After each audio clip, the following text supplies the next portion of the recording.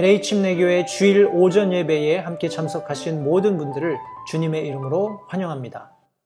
오늘 우리 성도님과 함께 나누기 원하는 말씀은 마태복음 13장 34절로 35절까지 있는 말씀입니다. 지난주와 같이 이 말씀 자체가 본문이 되지는 않겠습니다만 계속해서 우리 성경이 말씀하고 있는 비유의 말씀들에 대해서 특별히 이제 하나님의 왕국은 이와 같다라는 비유로 예수님께서 여러 말씀을 해주셨는데 우리가 그런 비유의 말씀들을 함께 나누기 전에 도입 부분으로 제가 지난 시간과 오늘까지 함께 말씀을 성도님들과 함께 나누도록 하겠습니다.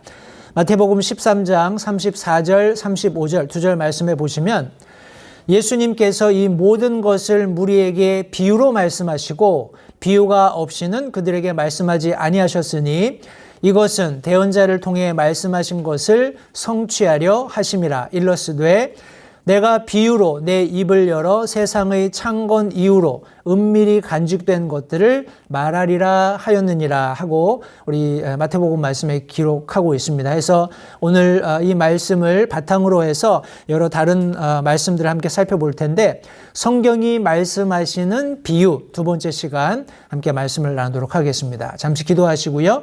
함께 말씀을 나누도록 하겠습니다.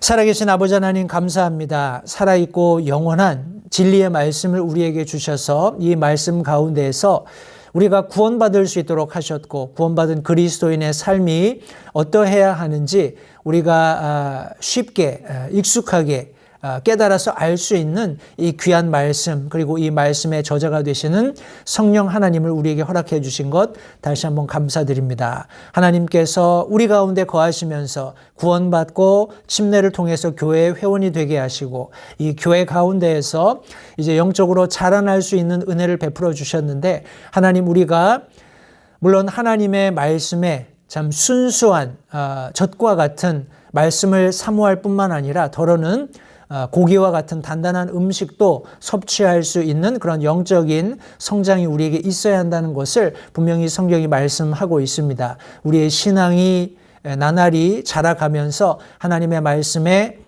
깊고 심오한 것들까지도 성령 하나님의 도우심과 여기 우리에게 주신 영원하고 불변하신 말씀을 통해서 깨닫고 또 하나님께서 원하시는 영적인 성장에 도달할 수 있는 우리 모두가 될 수 있도록 주님 도와주시기 원합니다. 오늘 특별히 예수님께서 주신 비유의 말씀들에 대해서 조금 더 원리적인 부분들을 함께 성도들과 살펴보기 원합니다. 성령 하나님께서 함께 하셔서 이 말씀이 우리에게 잘 이해될 수 있도록 도와주시고 또 우리가 함께 공유하고 이해한 이런 성경 말씀의 원리들을 바탕으로 하나님의 말씀을 더 깊이 이해해 갈 수 있는 지혜를 우리에게 허락해 주시기를 다시 한번 간절히 바라옵고 예수님의 귀하신 이름으로 기도했습니다. 아멘. 성경에 여러 가지 비유들이 나옵니다. 제가 지난 시간에 대략적으로 말씀을 드렸고 더러는 제가 말씀은 드리지만 저도 충분히 혹은 완전히 이해하지 못하는 부분이 있다고 말씀드렸어요. 왜냐하면 성도님들 본질적으로 말씀이 육신을 입고 이 땅에 오신 예수님, 그죠? 예수님께서 하나님이 창조하시던 그 시점에 함께 계셨고 그분과 함께 계시면서 모든 것을 창조하셨기 때문에 그분 자신이 하나님이신 것을 분명히 성경은 말씀하고 있습니다. 그런데 중요한 것은 창세 이전부터 하나님께서 가지고 계셨던 인간들에게 드러내고자 하셨던 모든 것, 완전한 것, 그것은 인간의 지력을 가지고서는 충분히 이해하기도 깨달을 수도 도달할 수도 없는 것임을 먼저는 우리가 이해해야 합니다. 그죠? 그러나 감사하게도 하나님께서 창세기로부터 요한계시록까지 적어도 우리 인간이 알고 깨달아야 하는 그런 마땅한 바를 이 말씀에 기록하셔서 우리에게 주셨다라는 거예요.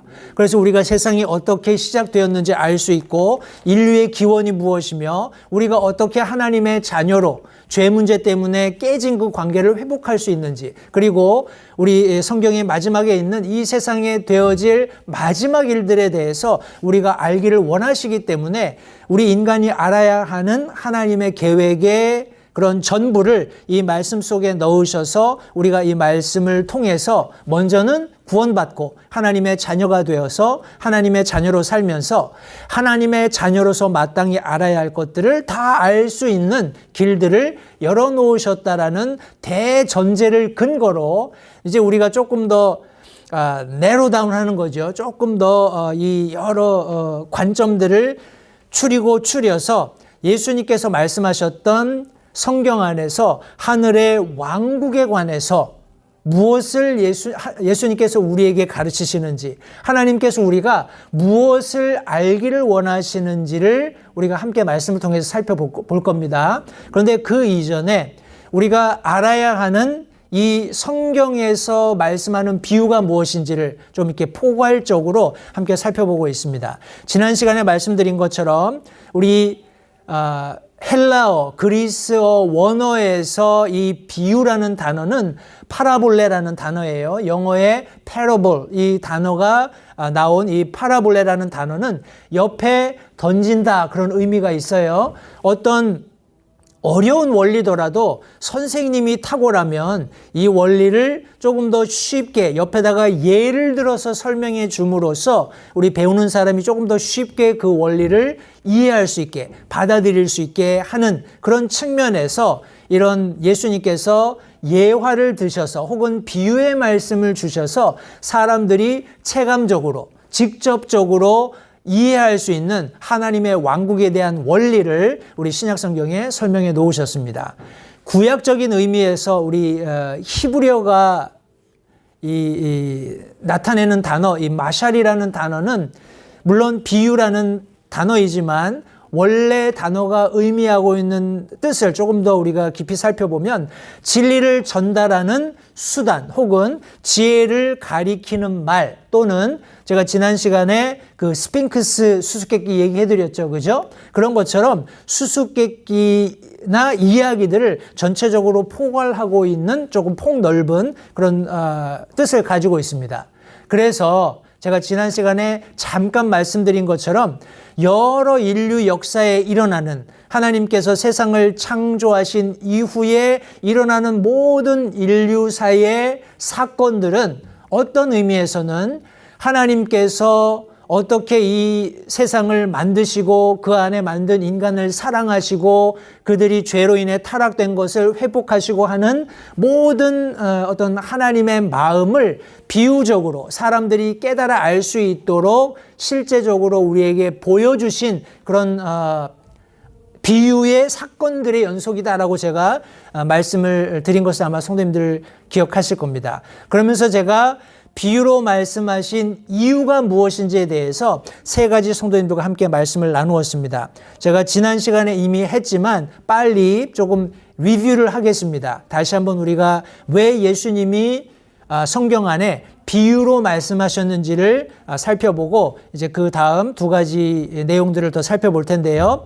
첫 번째, 예수님께서 비유로 말씀하신 이유는 바로 복음의 가치 때문에 그렇습니다. 우리가 살펴본 마태복음 말씀들을 통해서 구원은 하나님의 베푸시는 은혜의 선물이라고 했어요. 우리 마태복음 말씀에서 제자들이 예수님, 왜 예수님께서 그들에게 비유로 말씀하십니까? 라고 질문했을 때 예수님께서 뭐라고 대답하셨냐 하면, 하늘의 왕국의 신비들을 아는 것이 너희에게는 허락되었으나 그들에게는 허락되지 않았다라고 말씀하셨어요. 예수님께서 어떤 차이를 두고 계십니다. 너희에게는 허락되었고 그들에게는 허락되지 않았다라고 말씀하고 있어요.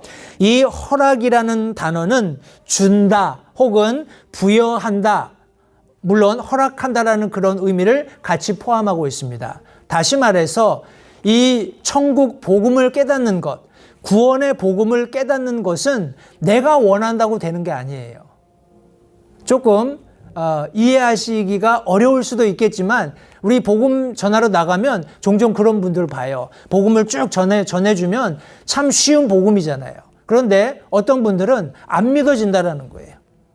내가 믿고 싶지만 네가 한 말이 무슨 말인지 이해도 안 되고 그걸 믿어서 구원받는다니, 이건 도저히 내 이해로는 이해가 가지 않는다, 이런 이야기를 종종 하시거든요. 다시 말해서 하나님의 은혜가 값없이 모든 사람들에게 이미 베풀어진 것은 사실입니다.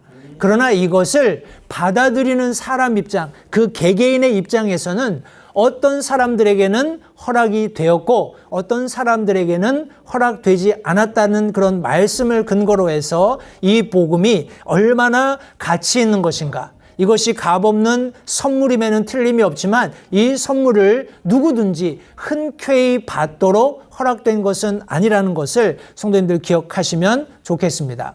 제가 지난주에 화요일 날 우리 가디언 재활병원에 가서 이제 화요일 날 우리 한인 어르신들 계신 데서 체프를 했어요. 체프를 하고 나서 이제 집에 돌아오는데 거기 담당하시는 분이 저한테 전화를 했어요. 전화를 해서 우리 서 목사님 여기 계시는 분 중에 어떤 분이 제가 개인적으로 좀 그분을 방문했으면 좋겠다라고 부탁을 하셨는데 깜빡 잊어버렸다라는 거예요. 그래서 제가 이미 집에 오고 있었기 때문에 그러면 제가 내일 그분을 방문하겠습니다 해서 이렇게 그분의 그 병실하고 이름을 받았어요. 근데 이름을 받아서 보니까 외국분이에요. 외국분이어서 뭐 어찌됐건 간에 그래도 뭐 잘하지 못하지만 그래도 제가 영어를 할 줄 아니까 이제 수요일 날 아침에 일찍 찾아갔습니다. 일찍 찾아가서 보니까 이분이 굉장히 병세가 좀 심하셔요.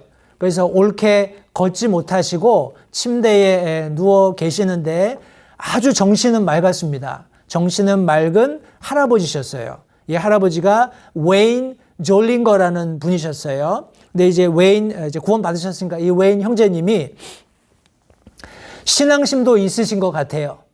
그분이 제가 처음 만나서 내가 여기 한인 채플 인도하는 목사다라고 소개를 했더니 당신이 목사냐 그러면서 자신을 위해서 기도해 달라는 거예요.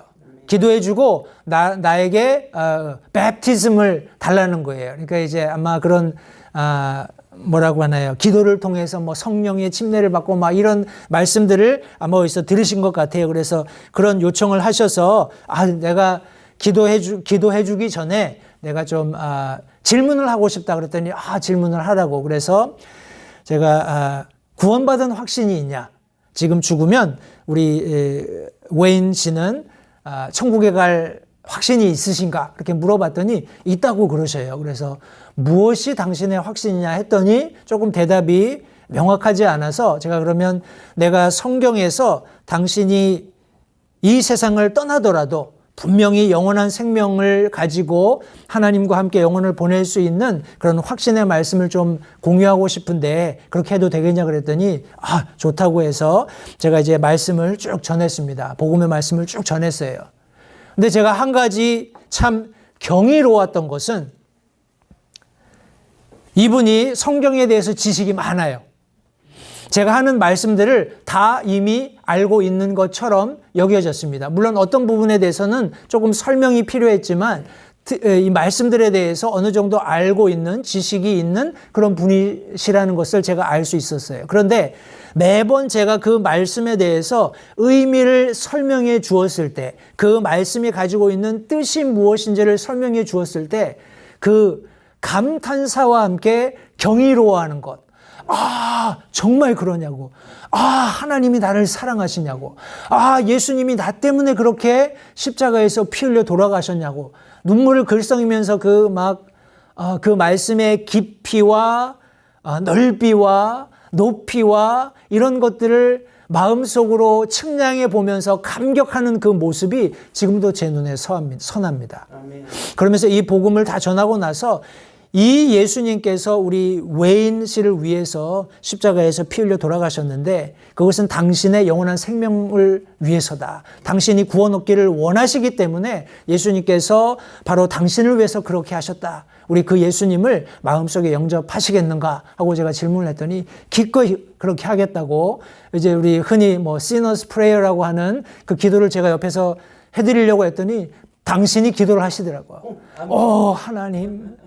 내가 죄인인 것도 알고 예수님이 나 때문에 그렇게 십자가에서 처절하게 고통받으셨다니 하나님 어떻게 그럴 수가 있냐고 막 기도를 하더라고요. 그래서 그것 때문에 우리 외인 형제가 구원받았으니까 하나님 앞에 죄인 된 거 회개하고 그렇게 외인 형제의 대신 피 흘려 돌아가신 예수님을 마음속에 영접하시라고 그랬더니 예수님 내 마음에 오시고 나를 구원해 주세요 하고 예수님 이름으로 기도하고 나서 제가 이제 요한복음 말씀 1장 14절 말씀 1장 14절 말씀인가요?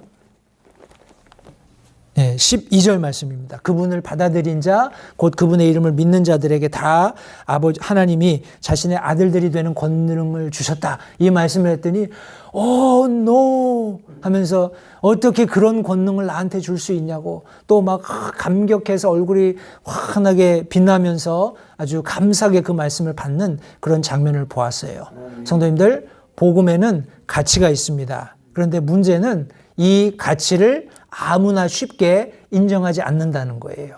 그래서 예수님께서는 그 말씀의 가치를 인정하고 하나님의 말씀을 사모하며 나오는 사람들에게는 이 말씀을 깨닫는 것이 허락이 되었지만 이 말씀을 가치 없게 하찮게 여기는 사람들에게는 그것이 허락되지 않았다. 하나님께서 이런 놀라운 구원의 복음, 은혜의 복음, 선물로 예비하신 영원한 생명이 그들에게 허락되지 않고 주어지지 않고 허용되지 않았다는 것을 우리가 함께 말씀을 살펴본 바 있습니다. 우리 두 번째로 함께 살펴보았던 것은 복음의 주체였어요. 복음의 주체는 교회가 아닙니다.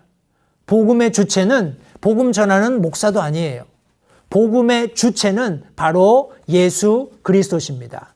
영원한 생명을 소유하시고 이 땅에 하나님이셨지만 자기 자신을 비워서 종의 형상을 입고 이 땅에 오셔서 죽기까지 낮추시고 십자가에 죽으시고 보혈을 흘려주신 예수 그리스도께서 복음의 주체인 것입니다. 그 주체인 예수 그리스도께 나아올 때 그런 적어도 열심을 가지고 나아올 때 하나님께서 우리가 깨달아야 한다고 주신 이 말씀들을 이해할 수 있게 비로소 되는 겁니다. 우리 요한복음 말씀에 나오는 니고데모도 그와 같았습니다. 유대인의 스승이었어요. 다시 말해서 그 당시 율법에 관한 하는 정통한 학자적인 충분한 역량과 영향력을 끼치는 사람이었어요. 그럼에도 불구하고 그는 부끄러웠지만 그래도 밤에 예수님을 찾아왔습니다. 왜요? 그분께 와야지만 자기가 가지고 있는 영혼의 문제를 해결할 수 있었기 때문에. 거기서 많은 우리 목사님들도 성경학자들도 동의하는 바와 같이 니고데모가 예수님과의 그런 짧은 만남을 통해서 회심했을 것이라고 이야기합니다. 저도 동의합니다. 예수님께서 어떻게 하나님이 이 세상을 사랑하시는지 그리고 어떻게 거듭날 수 있는지에 관해서 찬찬히 설명해 주셨을 때 그가 영적으로 영원한 생명을 얻는 것이 오직 이분 메시아 예수 그리스도를 통해서만 가능하다는 것을 깨닫게 되었으리라는 것을 우리 쉽게 짐작해 볼 수 있습니다. 성도님들 기억하십시오. 교회에 오래 다닌다고 교회에서 높은 직분을 얻는다고 혹은 내가 선행을 쌓는다고 구원받는 것이 아니에요. 구원은 오직 예수 그리스도로 말미암는 것임을 기억하시기 바랍니다. 비유로 말씀하신 분은 그 비유를 주시는 목적이 무엇인지 알고 계시겠죠. 그 비유의 실체를 알고 계시겠죠. 따라서 예수님께서 많은 비유의 말씀들을 하셨을 때 우리 마찬가지입니다. 니고데모에게도 사람이 다시 태어나지 않으면 영원한 생명을 얻을 수 없다.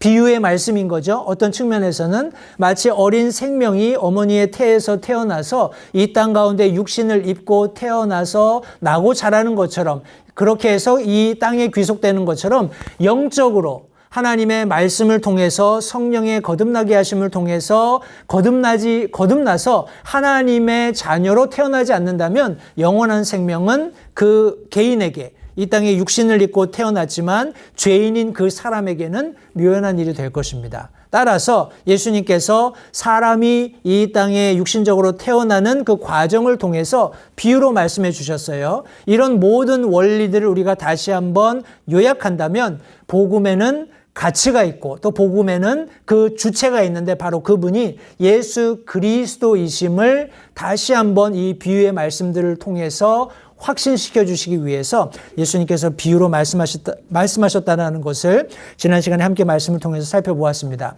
세 번째 비유로 말씀하신 이유는 복음의 의미입니다.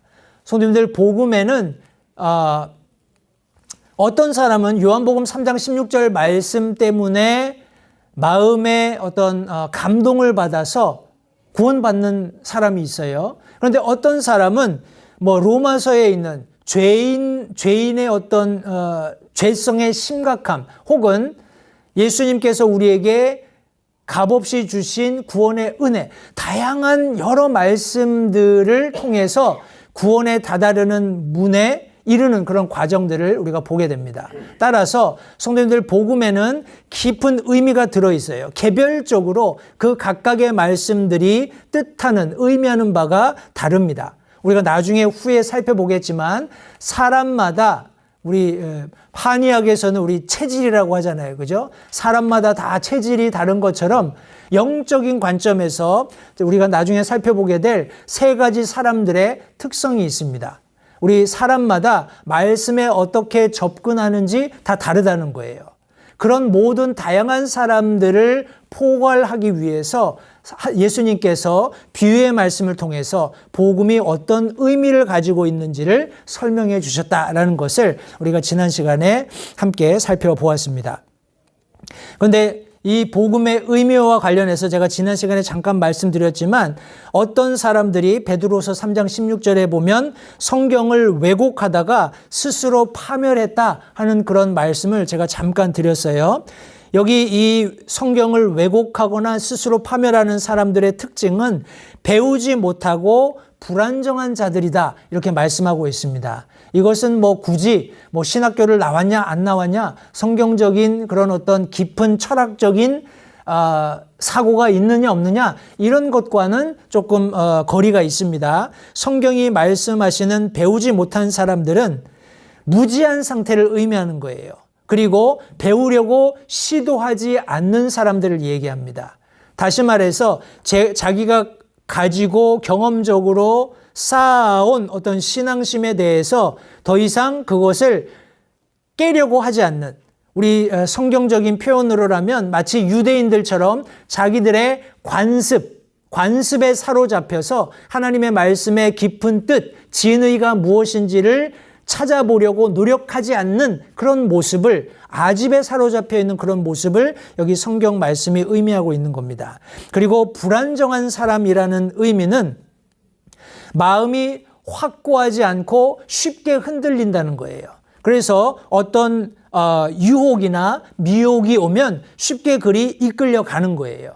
그러니까 그런 사람들의 속성이 있습니다. 그러니까 사람들의 속성이 여기 성경에서는, 베드로후서에서는 다소 부정적인 부분들이 부각이 되었어요. 자기 아집에 사로잡혀서 자기가 알고 있는 것만 고집하면서 더 이상 배우려고 하지 않는 그런 특징이 있는 사람들은 쉽게 다른 미혹거리가 있을 때 그리 끌려간다라는 거예요.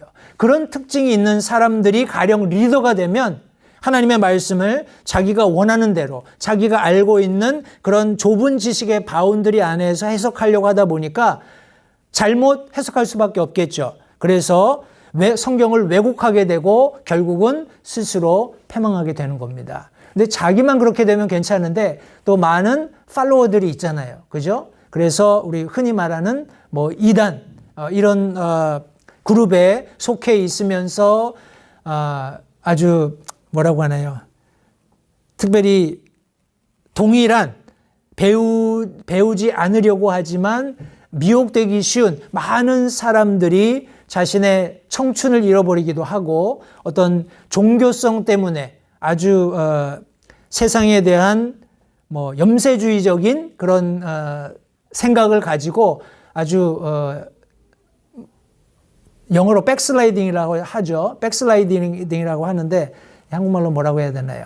실족하는 그런 일들이 너무 많이 일어나는 것을 우리가 실제적으로 많이 봅니다. 이런 부분에 대해서 다시 한번 성도님들, 비유로 말씀하신 이유가 있다라는 거예요. 복음에는 그만한 가치가 있고 사람들이 복음의 주체가 되시는 예수님께 나오도록, 그리고 복음이 가지는 여러 가지 의미들이 있기 때문에 비유로 말씀하셨다라는 것을 기억하시면서, 우리 두 번째는 비유로 말씀하신 대상이 누구인지를 함께 살펴보겠습니다.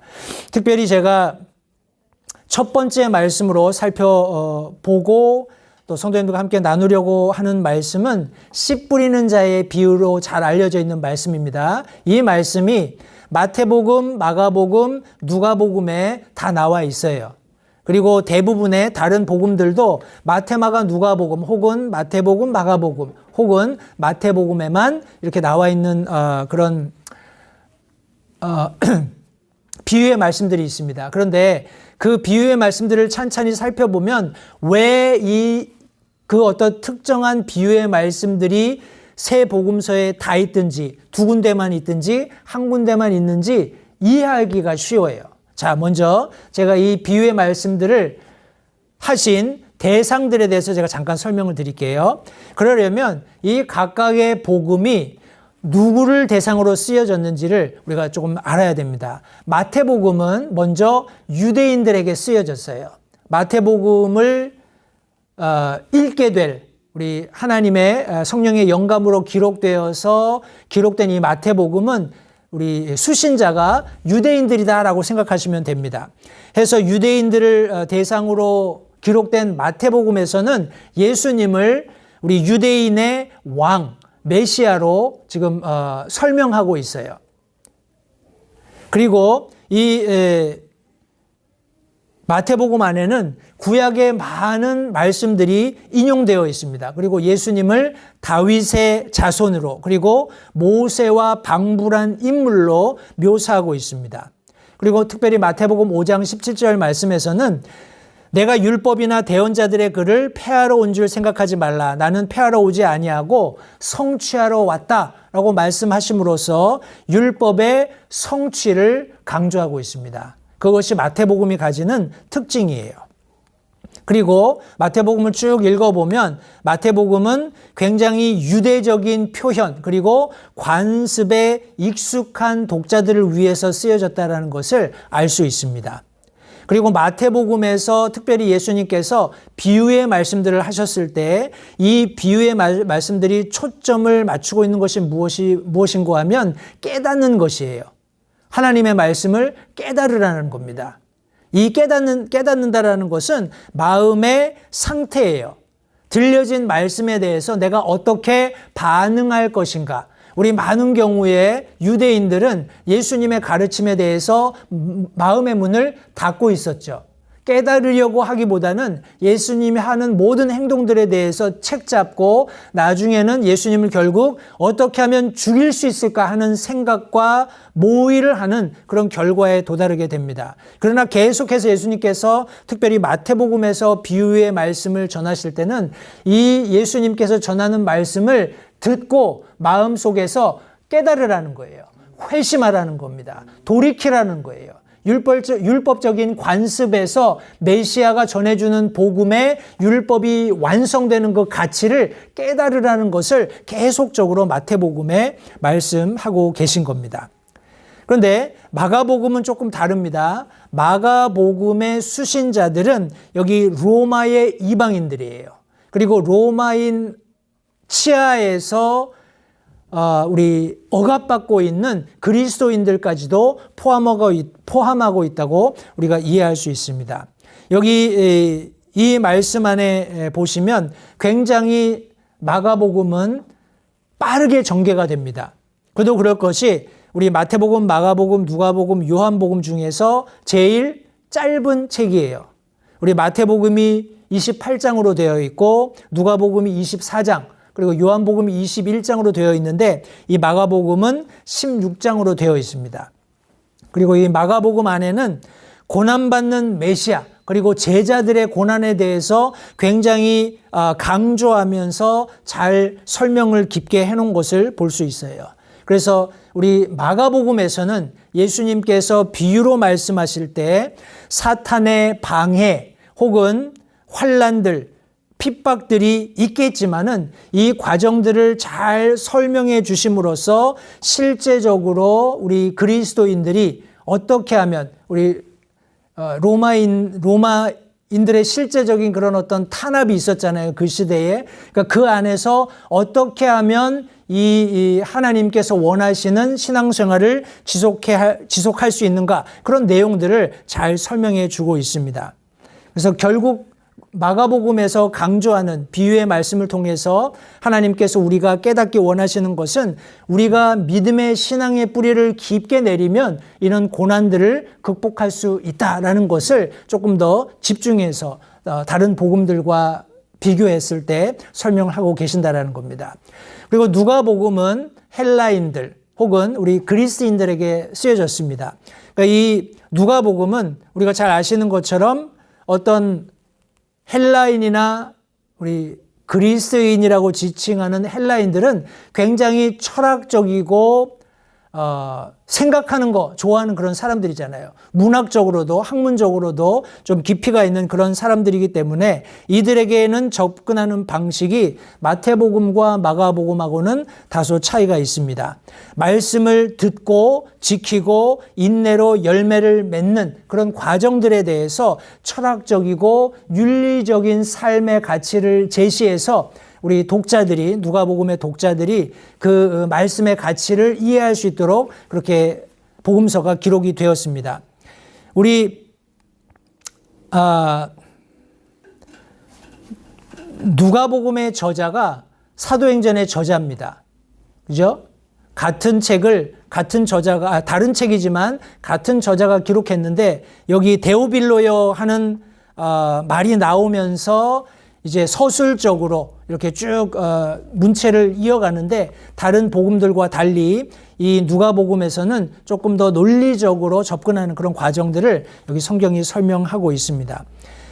그런데 성도님들 가만히 보시면 이 마태복음, 마가복음, 누가복음은 아까 제가 잠시 설명드렸던 것처럼 이 한의학에서도 사람들이 사상 체질이 있는 것처럼 여기 하나님의 말씀 안에서도 특별히 세 부류의 사람들을 설명하고 있어요.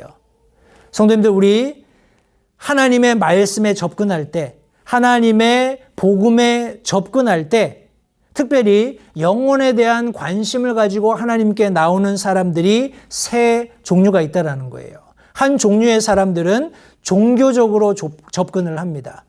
이 마태복음은 유대인들을 위해서 쓰여졌다고 했죠. 유대인들은 메시아를 기다리고 있었습니다. 그죠? 그래서 성경에 마태복음에 예수님께서 메시아이심을 그렇게 부단히 말씀하셨고 그 비유들을 통해서 그분이 바로 메시아이심을 분명한 예시들을 통해서 설명해 주고 있었지만 그들이 깨달을 수 없었던 이유는 종교성을 가지고 하나님 말씀에 나오는 사람들은 성도님들 종교성을 가지고 완전하게 되기를 원해요. 자기의 완전함을 자기가 가지고 있는 어떤 종교성에서 찾으려고 합니다. 때문에 그 예수님이 던져놓는 그런 비유들을 이해하는 것이, 깨닫는 것이 쉽지 않다라는 거예요.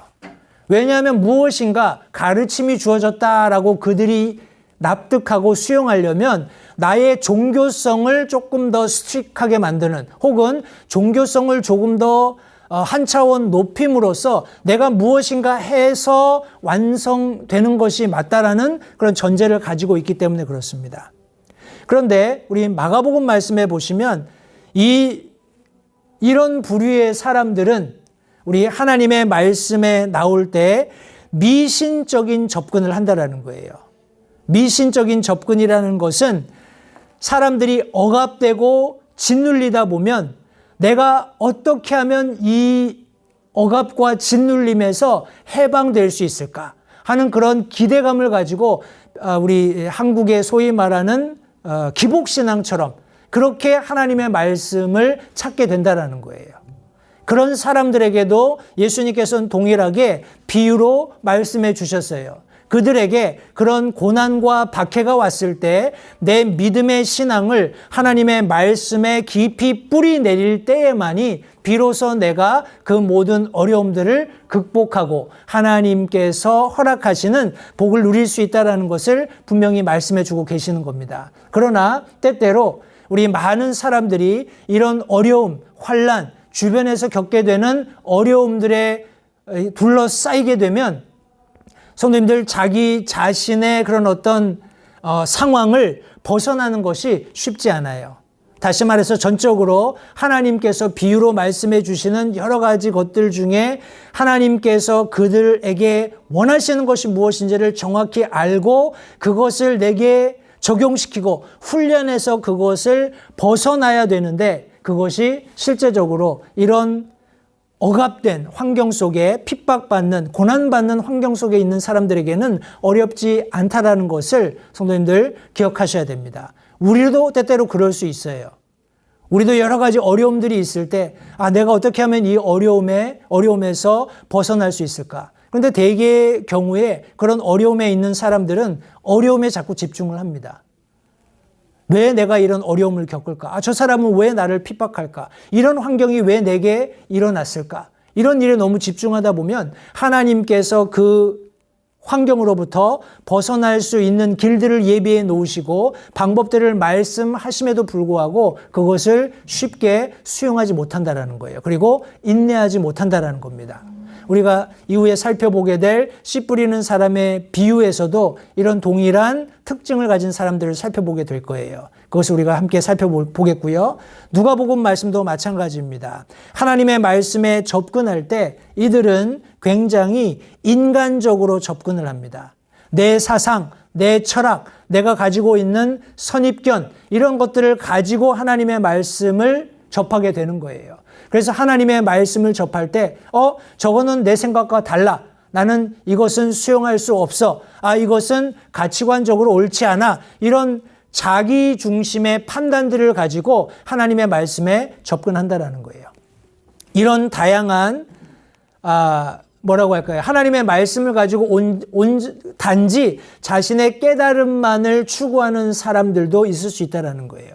해서 이런 큰 세 부류의 사람들이 하나님의 말씀에 접근해 올 때 하나님께서 우리에게 주신 비유의 말씀들을 통해서 그들이 모두 깨닫고 이해할 수 있게끔 비유로 말씀하셨다는 것을 다시 한번 마음에 염두에 두시고 우리 예수님께서 비유로 말씀하신 내용을 한번 살펴보겠습니다. 우리 성경 말씀을 여러 군데 우리가 함께 찾아야 될 텐데 먼저 마태복음과 마가복음, 누가복음에 이 씨 뿌리는 자의 비유가 동일하게 다 나옵니다. 마태복음에는 13장, 마가복음에는 4장, 그리고 누가복음에는 8장에 각각 이 씨 뿌리는 사람의 비유가 나와요. 그런데 공통적인 것은 무엇이냐 하면 들을 귀 있는 자는 들을지어다 하고 맨 마지막 절에 말씀하십니다. 예수님께서 씨 뿌리는 자의 비유를 말씀하셨어요. 우리 그냥 씨 뿌리는 자의 비유를 요약한다면 씨 뿌리는 사람이 밭에 나가서 씨를 뿌립니다. 어떤 씨는 길가에 뿌려져요. 그리고 어떤 씨는 돌밭에 뿌려집니다. 어떤 씨는 가시나무 사이에 뿌려지고 어떤 씨는 좋은 땅에 떨어집니다. 이 네 다른 어떤 땅의 컨디션이죠. 에 뿌려진 씨가 어떻게 자라나서 결과를 얻는지를 설명하는 것이 씨 뿌리는 비유의 핵심인데 각 우리 비유들을 예수님께서 마태복음, 마가복음, 누가복음 서로 다른 저자들이 기록한 예수님의 생애, 예수님의 비유의 말씀을 기록해 놓은 책들에 보면 맨 마지막에 동일하게 들을 귀 있는 자는 들을지어다 하고 말씀하고 있어요. 제가 이 말씀을 들으면서 이렇게 묵상하면서 우리 요한계시록에 보면 우리 아시아에 있는 7 교회에 예수님께서 사도 요한에게 편지를 기록하라고 하시면서 하신 말씀이 문득 생각났습니다. 성령께서 교회에게 하시는 말씀을 들으라 하고 말씀하셨거든요. 우리 마지막 때에는 성도님들 교회들을 향해서 하나님께서 깨닫게 하시려는 말씀이 있다라는 거예요. 교회적으로. 그런데 지금 여기 비유로 하시는 말씀에서는 개별적인 겁니다. 들을 귀가 있으면 들으라는 거예요. 그 사람이 종교적인 성향을 가지고 있든지 미신적인 성향을 가지고 있든지 인간적인 성향을 가지고 있든지와 상관없이 그가 어떤 종교적인 완성을 추구하든지 아니면 억압으로부터 자유를 얻고자 하든지 아니면 사상적인 철학이나 깨달음을 얻고자 하든지 간에 그들이 들을 귀가 있으면 들으라 하고 여기 지금 예수님께서 그들을 초대하시면서 비유로 말씀하시는 겁니다. 예수님께서 이렇게 비유로 말씀하시고 나서 중간에 동일하게 예수님께서 제자들에게 왜 비유로 말씀하시는지를 설명하셔요. 앞서 우리가 살펴본 것처럼 예수님께서 비유로 말씀하신 이유가 복음의 가치가 있고 복음의 주체가 있고 복음의 의미가 있기 때문이라는 것을 중간에 말씀하시고 나서 제자들에게 예수님께서 하신 이 비유의 말씀이 무엇을 의미하는지를 다 설명해 주셨어요. 다시 말해서 예수님의 비유의 말씀은 성경 안에서 다 해답을 가지고 있다는 거예요. 그런데 마태복음, 마가복음, 누가복음에 예수님이 설명해 주신 것을 기록한 내용이 조금씩 다릅니다. 다시 말해서 아까 우리가 설명된 대로 마태복음의 우리 수신자들 누구죠? 유대인들이었습니다. 그리고 마가복음의 수신자들이었던 로마인들 혹은 로마의 압제하에서 고통받는 그리스도인들 그리고 누가복음 우리 헬라인들입니다. 그리스도인들, 철학의 사상적인 그런 것을 추구하는 사람들 이런 사람들에게 이 씨 뿌리는 자의 비유가 어떤 의미인지를 각각 달리 설명하고 계신 거예요. 근데 그 말씀을 우리가 다 해석하고 분해하고 하지는 않겠습니다만 우리가 빨리 한번 살펴보면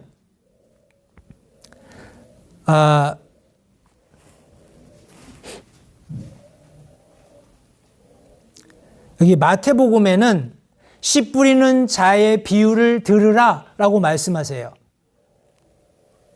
예수님께서 씨 뿌리는 자의 비유를 말씀해 주시고 나서 비유로 사람들에게 말하고 나서 제자들에게 말씀하실 때 씨 뿌리는 자의 비유를 들으라 말씀하시면서 여기 하나님 왕국의 말씀을 듣고 나서 그것을 깨닫지 못하는 사람이 마치 길가의 씨를 받은 사람과 같다라는 것을 여기 지금 설명하십니다. 그리고 돌밭 속에 씨를 받았다라는 것은 즉시 말씀을 들을 때 기쁨으로 받지만 속에 뿌리가 없어서 잠깐 기쁨이 있다가 사그러드는 사람들 이런 사람들을 여기 지금 설명하고 있고 또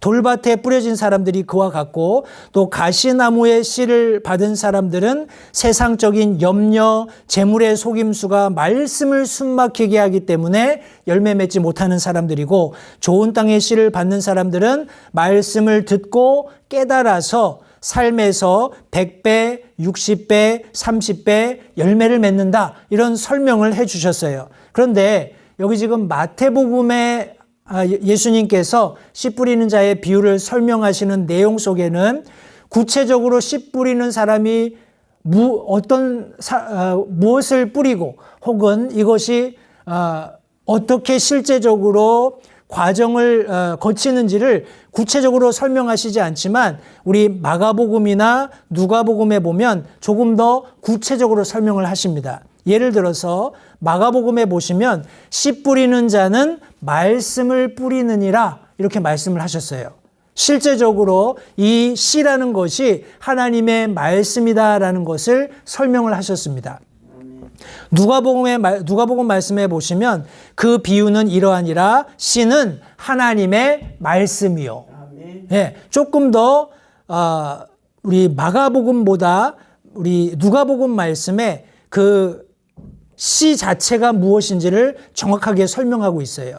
우리 마가복음에서는 씨 뿌리는 자는 말씀을 뿌린다라고 얘기했는데 누가복음에서는 씨는 그 씨 뿌리는 사람이 뿌리는 그 씨 자체가 말씀이다라는 것을 조금 더 사람들이 뭐라고 얘기할까요? 어떤 질문을 던졌을 때 조금 더 깊이 있게 대답해 줄 수 있는 그런 답으로서 그 씨가 곧 하나님의 말씀인 것을 여기 성경에 말씀하고 있습니다. 그러면서 공이 길가에 뿌려진 씨가 무엇인지 혹은 길가에 있는 것이 무엇을 의미하는지 그리고 돌밭에 가시나무 사이에 좋은 땅에 뿌려진 것이 무엇인지를 각각 이렇게 하나하나 성경에 설명하고 있습니다. 그런데 여기에 조금씩 차이가 있어요. 아까 마태복음 말씀에 보시면 왕국의 말씀을 듣고 라고 설명을 합니다. 그러니까 여기는 실제적으로 유대인들에게는 그죠? 마태복음 말씀에서 예수님께서 씨 뿌리는 자의 비유를 설명하실 때 씨 뿌리는 자의 비유가 왕국의 말씀을 듣고 그 말씀에 대해서 사람이 어떻게 마음속에 반응하는가를 설명하고 계신 거예요. 그런데 마가복음, 누가복음에서는 씨 뿌리는 자의 말씀, 왕국 복음이라고 설명하기보다는 씨 뿌리는 자는 말씀, 하나님의 말씀을 뿌린다라고 설명함으로써 조금 마태복음과 차이를 두고 있습니다. 다시 말해서 마태복음에서는 왕국의 말씀을 유대인들은 이미 어느 정도 알고 있는 거예요. 이미 그들은 다윗의 혈통으로서 로마인들 치하에 억압받고 통제받고 자유를 잃은 것처럼 살고 있었지만 여전히 메시아의 도래를 기다리고 있었던 사람입니다. 다윗의 혈통에서 씨가 나서 그가 다시 하나님의 왕국을 세우고 우리를 다시 하나로 연합하며 옛 영화를 우리에게 회복해 줄 것이다 하는 그런 기대를 가지고 있었던 거예요. 때문에 그들에게는 직접적으로 왕국의 말씀이 선포되는 것, 그때 어떻게 반응하느냐에 따라서 그들의 마음 상태, 그들이 그 말씀에 어떻게 반응하는가에 따라서 전혀 다른 결과를 가져오게 되는 것을 성경에 설명해 놓고 계신 겁니다. 근데 여기 누가복음 말씀에 보면 조금 말씀에 뭐라고 할까요? 디테일을 더 많이 살려두셨어요. 특별히 누가복음 8장 1절 말씀에 보시면 가시나무들 사이에 떨어진 그런 말씀에 대해서 설명하면서 뭐라고 얘기하냐면 말씀을 듣고 나아가다가 이 세상의 삶의 염려와 재물의 쾌락으로 숨이 막혀 완전함에 이르는 열매를 내지 못한다. 이렇게 성경이 말씀하고 있습니다. 여기 다른 마태복음이나 마가복음에서도 가시나무들 사이에 떨어진 그 말씀 혹은 그런 마음 상태를 가지고 있는 사람들은 열매를 맺지 못한다고 설명을 하고 있지만 누가복음에서는 완전함에 이르는 열매라고 말씀하고 있어요. 다시 말해서 조금 더 실제적으로 앞서 설명드린 것처럼 이런 어떤 헬라인들, 사상적으로, 철학적으로 어떤 깊은 것들을 추구하는 사람들에게 조금 더 말씀의 깊은 것들을 이해시키기 위해서 그렇게 설명하셨고, 누가복음 8장 15절 말씀에서도 좋은 땅에 있는 것들, 좋은 땅에 뿌려진 씨들이 30배, 60배, 100배 결실한다라는 그런 다른 말씀들과 달리 여기 누가복음 8장 15절에서는 좋은 땅에 있는 것은 말씀을 듣고 정직하고 선한 마음 속에 그것을 간직하여 인내로 열매를 내는 자들이다라고 설명함으로써 열매 낼 때 어떤 전제되는 조건이 있는지를 자세히 설명하고 있습니다. 정직해야 하고요. 선한 마음을 가지고 있어야 합니다. 그리고 그것을 간직하며 인내해야 된다는 거예요. 이런 과정들을 거쳐야 하나님께서 원하시는 30배, 60배, 100배의 풍성한 결실을 얻을 수 있다는 것을 설명하고 있습니다. 그리고 이 결실과 관련해서 마태복음에서는 좋은 땅에 씨 뿌린 자가 얻는 열매에 대해서 100배, 60배, 30배 이렇게 설명하고 있어요. 100배, 60배, 30배. 유대인들에 대해서 하나님께서 기대하시는 것은 100배입니다. 그죠? 100배의 결실을 맺는 거예요. 가장 중요한 것을 먼저 언급해 두었습니다. 그런데 마가복음에는 같은 마음밭에서 나는 열매에 대해서 설명할 때 그 말씀을 듣고 받아들여 얼마는 30배, 얼마는 60배, 얼마는 100배의 열매를 내는 자들이다 라고 말씀하셨어요. 다시 말해서 마태복음과 순서가 정반대입니다. 그죠? 좋은 땅에 떨어졌는데 그 결과가 마태복음에서는 어떤 것은 100배, 어떤 것은 60배, 어떤 것은 30배 얘기했는데 마가복음에서는 거꾸로 얼마는 30배, 얼마는 60배, 얼마는 100배. 성도님들, 고난받는 그리스도인들에게 특별히 로마의 압제 속에서 그런 어떤 억압과 고난을 당하는 사람들에게 성도님들, 하나님께서는 점진적인 성장을 기대하셔요. 그냥 100배로 부담을 주시는 것이 아니라 좋은 땅에 뿌려져서 열매 맺는 것은 내가 그 말씀을 품고 부지런히 믿음 안에서 정착하기 위해서, 뿌리 내리기 위해서 노력할 때 고난이 있음에도 불구하고 점진적으로 30배, 그리고 60배, 그리고 100배 풍성하게 결실할 수 있다는 것을 이 말씀을 통해서 기록하셔서 이 씨 뿌리는 자의 비유를 통해서 그리스도인들을 격려하고 계신 것을 우리가 확인해 볼 수 있습니다. 여러 다른 해석이나 우리 비유의 말씀들을 우리가 함께 생각해 보고 묵상해 볼 수 있을 거예요. 그런데 그것은 성도님들, 우리가 앞서 설명드린 대로 마태복음의 수신자 혹은 마가복음의 수신자, 누가복음의 수신자들이 가지고 있는 것과 같은 오늘날 우리 세상 사람들의 하나님의 말씀에 접근하는 태도에 따라서 달리 해석될 수 있습니다. 내가 종교적인 관점에서 말씀을 볼 것인가? 아니면 내가 어떤 미신적인, 나의 이 어떤 삶의 괴로움을 어떻게 내가 극복해 볼까? 하고 하나님의 말씀을 들여다보는 사람들. 혹은 인간적으로, 내가 사상적으로, 철학적으로 뭔가 이 성경 말씀을 깨닫고 싶은데 내가 하나님의 말씀을 어떻게 이해할까? 하고 접근하는 사람들. 서로 다른 관점을 가지고 이 하나님의 말씀을 보게 될 거라는 거예요. 그리고 그들이 깨닫는 정도도 모두 다를 겁니다.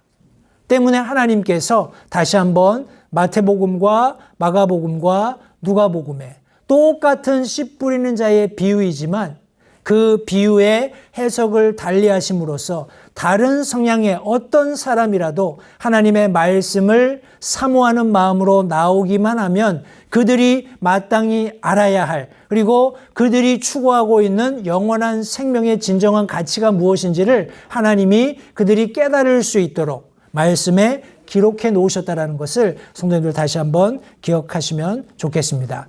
제가 다음 주부터 다시 이제 하나님 말씀으로 되돌아가서 성경 안에 여러 가지 비유들이 나옵니다. 겨자씨 비유, 누룩 비유, 알곡과 가라지의 비유, 그 이외에 또 여러 가지 다른 비유들의 말씀이 나오는데 이 비유들의 말씀을 우리가 하나하나 이제 살펴보면서 실제적으로 우리가 오늘 배운 것들을 우리 바탕에 깔고요. 염두에 두시고 서로 다른 수신자들에게, 서로 다른 관점을 가지고 있는 사람들에게 그들을 모두 복음으로 인도하기 위해서 예수님께서 이런 비유들을 이런 취지로 설명하셨구나 하는 그런 같은 우리 관점을 가지고 이제 비유의 말씀들에 하나하나 접근해 보도록 하겠습니다. 성도님들, 먼저 우리가 잊지 마셔야 할 것은 우리가 구원받은 것은 전적으로 하나님의 은혜입니다.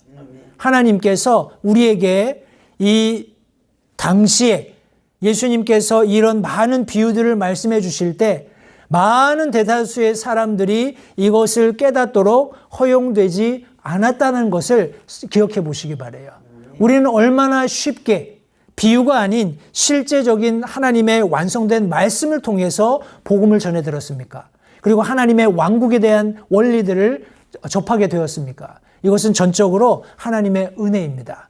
그런 구원받은 그리스도인들로서 다시 한번 예수님께서 성경에 기록해 주신 이 비유의 말씀들이 얼마나 깊은 의미가 있는지 다시 한번 되새기면서 각각의 말씀들을 통해서 예수님께서 뜻하시는 바가 무엇인지를 다시 한번 살펴보면서 비유의 말씀들을 가지고 함께 교훈 얻는 그런 시간들을 함께 가지도록 하겠습니다. 계속 성도님들 기도해 주시고요. 매주 말씀 함께 나눌 때마다 참석하시고 말씀을 스스로 묵상하시면서 하나님의 말씀의 깊고 오묘한 진리들을 함께 배워갈 수 있으면 좋겠습니다. 기도하겠습니다. 잠시 들으신 말씀에 따라 결단하는 시간을 가지시기 바랍니다. 하나님께서 무엇을 말씀하시든지 따르기로 결단하십시오. 하나님께서는 순종하는 자들을 존중하십니다. 아직 예수님을 개인의 구주로 영접하신 사실이 없으시다면 자신이 죄인됨을 인정하며 하나님께 나오는 자들을 하나님께서 받아주신다는 확실한 말씀에 근거하여 다음과 같이 기도하십시오. 하나님, 나는 죄인입니다. 나는 내 죄로 인해 죽을 수밖에 없음을 압니다. 그러나 예수님께서 내 죄를 위해 십자가에서 피 흘려 죽으시고 사흘 만에 다시 살아나셔서 내 죄값을 모두 지불하셨고 내게 새로운 생명을 약속하셨음을 믿습니다. 지금 이 순간 예수님을 내 마음에 모셔드립니다. 내 마음에 오셔서 나의 주와 그리스도가 되어주십시오. 예수님 이름으로 기도했습니다. 다음과 같이 기도하셨다면 여러분은 성경 말씀대로 구원을 받으셨습니다. 계속해서 주 안에서 함께 자라가는 복된 교제가 있기를 간절히 바랍니다.